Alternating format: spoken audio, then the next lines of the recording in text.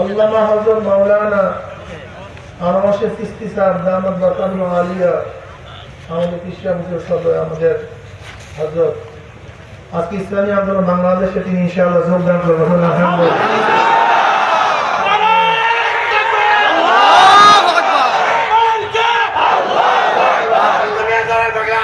जिंदाबाद जिंदाबाद इस्लामी आंदोलन बांग्लादेश আছে আছে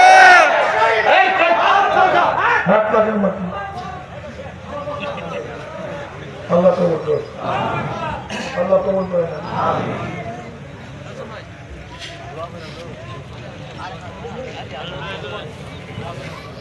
আমার জন্য দোয়া চাই, আমিও দোয়া করি, সবাই সবার জন্য দোয়া করি। আর আমাদের চেনান তো